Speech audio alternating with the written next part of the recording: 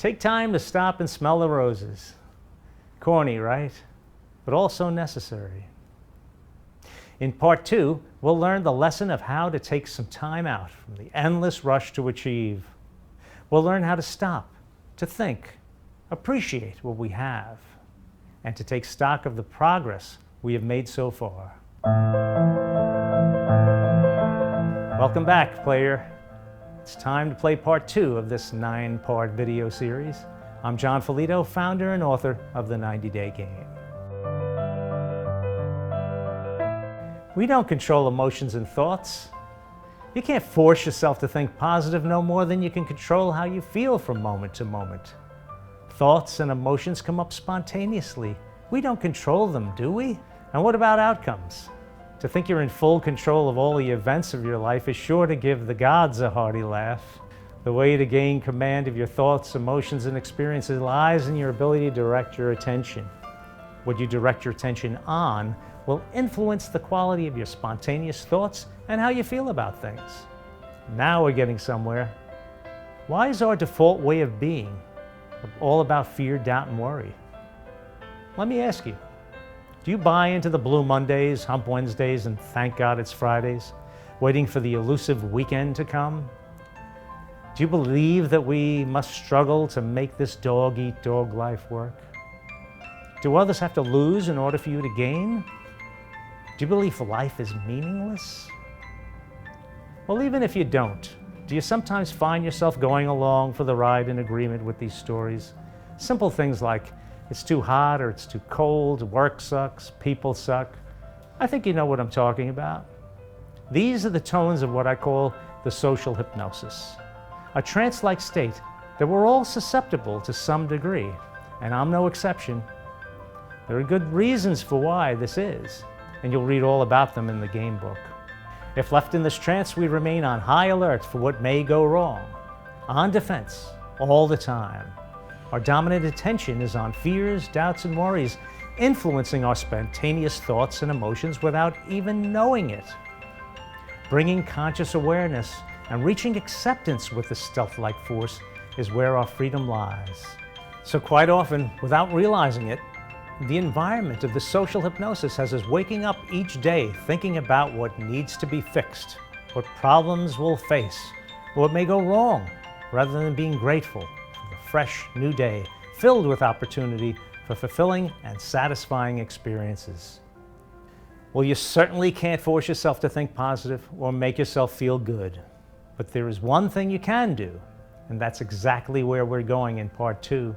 Rather than being under the influence of the social hypnosis, we're going to set the environment to flourish, where more favorable spontaneous thoughts and emotions will arise.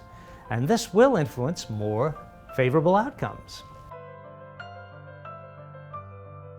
Before we even plant the seed of our intention for this game, we're going to prepare the soil. That is, set the environment I'm speaking of, and we will do this with the 4 simple Great Day game plays. In contrast to the social hypnosis belief that life is meaningless, we as game players happily create meaning within our lives. This benefits everyone. Our first game play is Pick a Card, Any Card, where we direct our attention to guiding principles, satisfying our soul's need for meaningful purpose. Your attention will shift to loving your life rather than fearing the day, to having faith in yourself and in your plans rather than doubt, and gratitude for the opportunities present here and now rather than worrying about what tomorrow might bring. As the game progresses, these principles will become linked directly to what you and your soul is yearning to create. Gameplay 2 is your lightness and energy menu. Now you can go ahead and put your nose to the grindstone and struggle your way through this dog-eat-dog existence. All too often we defer enjoyment to some elusive future point in time, a time that never seems to be available. Life is meant to be enjoyed now, and investing time in enjoying your life creates energy and buoyant emotional resilience. And boy, does that influence your perspective. You're more creative, and watch how your possibility thinking expands. Joy-filled emotion and emotional buoyancy will be the fuel for your great adventure. The third Great Day gameplay is the first of 10 mind games. This is the Abundant mind game. For reasons explained in the game book, we have a tendency to focus on what is missing in our lives and what you have yet to accomplish. The Abundant mind game will begin to tip the scale of your attention on the gratitude you have for the richest present in your fabulous life. You do have some of them, don't you? And the opportunity that lies before you. So often we focus on what's yet to be done. In this 4-minute mind game, you will acknowledge your accomplishments, getting you on the success channel.